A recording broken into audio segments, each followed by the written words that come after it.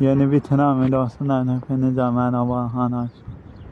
68 binliğimiz geldi inşallah.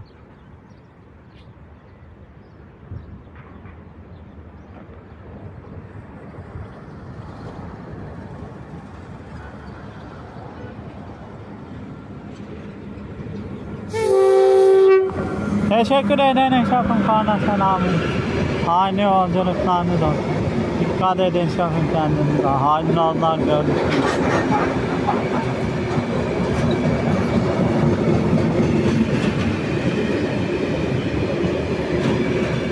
Bay bay Ahmet'e.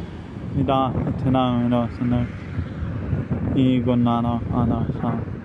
Bir daha videoda görüşürüz. Bir daha videoda.